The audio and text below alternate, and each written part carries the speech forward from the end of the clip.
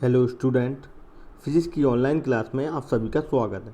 जैसा कि बच्चों हमने पहली क्लास में देखा था कि हमने भौतिक जगत के बारे में जानकारियाँ पढ़ी थी। जिस प्रकार हमने देखा था कि जब हम किसी चीज़ों को हम अपने आसपास चारों वातावरण में देखते हैं बच्चों, तो हम महसूस करते हैं बच्चों कि वो चीज़ को अगर हम सुव्यवस्थित या क्रम तरीके से की जाए तो वही हमारा विज्ञान कहलाता है, और अगर उसका वैज्ञानिक रूप से अध्ययन कर दिया जाए तो वही हमारी भौतिकी कहलाती है।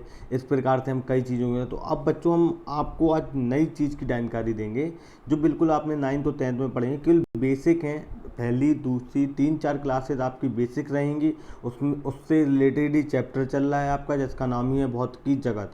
उसके बाद हम अपने मेन टॉपिक पे आएंगे। तो बच्चों हमें बिल्कुल शून्य से स्टार्ट कर रहे हैं, इसलिए कर रहे हैं कि जो बच्चे हमारी पहली बार वीडियो देख रहे हैं या पहली बार मुझसे पढ़ रहे हैं या टेंथ में उनने कहीं पढ़ा नहीं हो, सर जी प्रॉब्लम रही हो, तो वो भी बच्चे आराम से इन वीडियो को देख से अपना स्टार्टअप कर सकते हैं। और जिसी ने मन बना लिया है कि हमें साइंस साइड ही लेनी है बच्चों, तो फिर उसके लिए तो बेनिफिट है कि फिजिक्स तो आपको डेफिनेटली, चाहे बायो वर्क लेंगे चाहे मैथ लेंगे, तो फिजिक्स तो रहती है।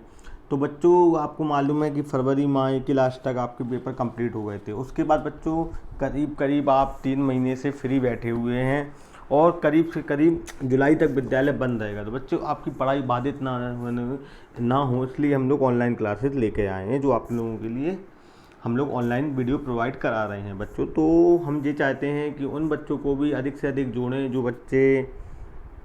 बच्चे घर पर बैठे हुए हैं और इस माध्यम का लाभ नहीं उठा रहे हैं, या जो हमारे ग्रुप से नहीं जुड़ रहे, हमारे चैनल को सब्सक्राइब नहीं करें, उन बच्चों को सब्सक्राइब करें और प्रेरित कीजिए और अंदर से मोटिव कीजिए। हम तो कर ही रहे हैं, और आप लोग भी ट्राई कीजिए कि उन बच्चों को भी मालूम चले कि पढ़ाई स्टार्ट हो चुकी है। बच्चों बात तो हो गई, अब देखते हैं बच्चों पहला।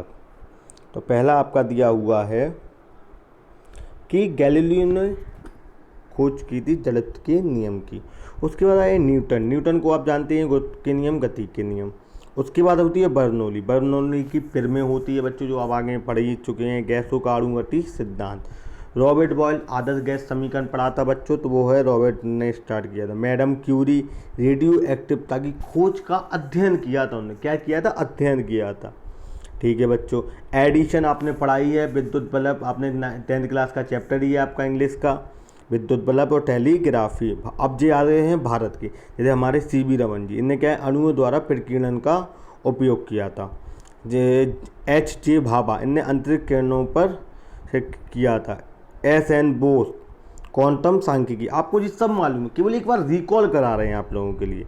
जगदीश चंद्र बोस अति लघु रेडियो तरंगे।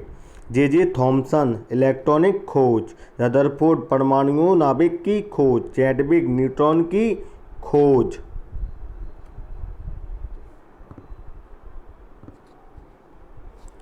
मार्कोनी रेडियो और वायरलेस टेलीग्राफी।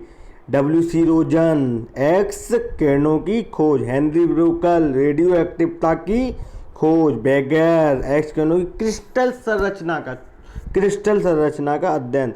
नील्स बोहर परमाणु संरचना का सिद्धांत, जो आप केमिस्ट्री में पढ़ रहे हैं बच्चों। फैराडे विद्युत चुम्बकीय प्रेरण। एम्पियर एक मात्रक भी है, और उनका नाम वैज्ञानिक भी नाम है विद्युत धारा और चुंबकीय तत्व। और JL बर्डर्स मतलब टेलीग्राम की खोज। बच्चों इस प्रकार के बेसिक जानकारी है जो आपके लिए जाननी चाहिए बच्चों। इसके बाद हम देखते हैं बच्चों गुरुत्वाकर्षण बल। आप जानते हैं बच्चों कि न्यूटन गुरुत्वाकर्षण बल की खोज किसने की थी, न्यूटन ने की थी बच्चों।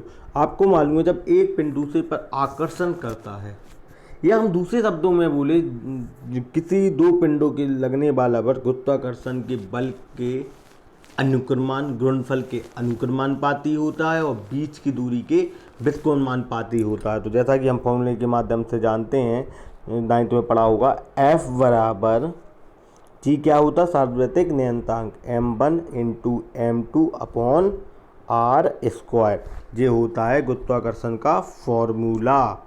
और बच्चों आपको मालूम होगा इसका मात्र कैपिटल जी का मात्र ये होता है एक सार्वत्रिक नियतांक, मतलब एक बिल्कुल नियतांक फिक्स है। तो इसका मात्रा क्या होता है, सॉरी इसका वो क्या होता है मान, 6.6 इंटू 10⁻⁻11। अब क्या होगा, न्यूटन किलोग्राम या किलोग्राम। इस प्रकार से ये हम पढ़ रहे हैं बच्चों। उसके बाद देखते हैं विद्युत चुम्बकीय बल। विद्युत चुम्बकीय में भी आपने पढ़ा होगा दो आवेशों की मध्य लगने वाला बल। तो यहाँ पर जब हम बात करेंगे तो इसका फॉर्मूला आपका बन रहा होगा एफ ई, जब एनर्जी वाला। तो इसका भी आप देख रहे होंगे बच्चों कि सी, ये इसको एक आवेश वो मान लिया है, नियतांक मान लिया। Q1 ये आवेश है गुणनफल और बीच की दूरी के व्युत्क्रमानुपात। तो ये हो गया आपका आवेशवाचक का तक। अब देखते हैं बच्चों नाभिकीय बल। नाभिकीय बल प्रोटॉन और न्यूट्रॉन की मध्य लगने वाले आकर्षण बल को प्रबल नाभिकीय बल कहते हैं। यह विद्युत चुम्बकीय तरंगों से 100 गुना अधिक प्रबल होता है। विद्युत चुम्बकीय तरंगों से कितने गुना? 100 गुना अधिक प्रबल। इसके बाद क्षीण बल। जब हम नाभिकीय की घटनाएं होती हैं, जब नाभिकीय बल कार्य करते तो उनमें कुछ नाभिक क्षय होते हैं, उनके मूल कणों में करने वाला और मूल कणों के बीच कार्य करने वाले, उनको कहते हैं। जब उनमें कार्य होता है तो वह नाभिक बल क्षय होता है, तो उसको ही कहते हैं क्षीण नाभिकीय बल। अब आते हैं भौतिक नियमों की प्रकृति। ऊर्जा संरक्षण नियम सब जानते, ना तो ऊष्मा उत्पन्न की जाती ना नष्ट की जाती है।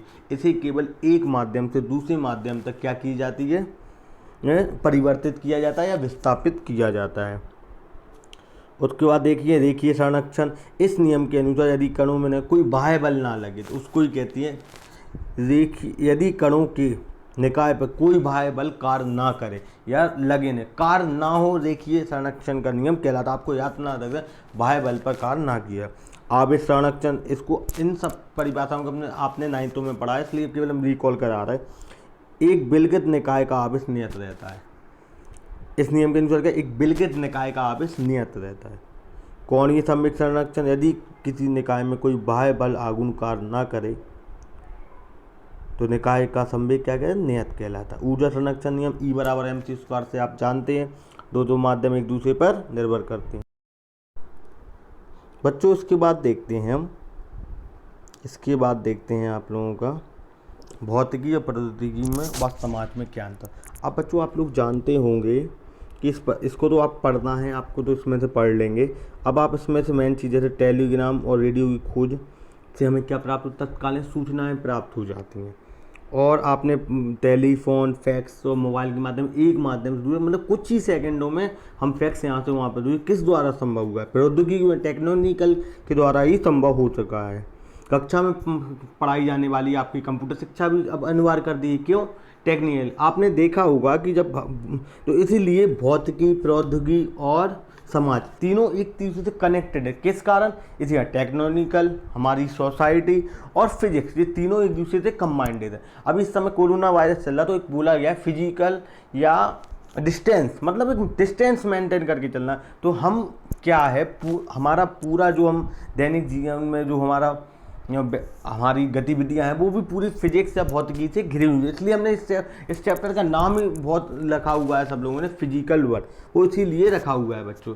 तो ये इस चीज़ को आप पढ़ना। इसके बाद बच्चों हम देखते हैं एक चीज़ और, जैसे कि ये है प्रौद्योगिकी मतलब टेक्निकल और भौतिकी सिद्धांत, मतलब किस सिद्धांत पर टेक्निकल कार्य कर रहा है, मतलब किस सिद्धांत पर टेक्निकल। जैसे ऊष्मागतिकीय नियम पर क्या ऊष्मा इंजन और कार्य करता है। ऊष्मा इंजन का आप समझ सकते हैं कि भाप का इंजन कार्य करता है।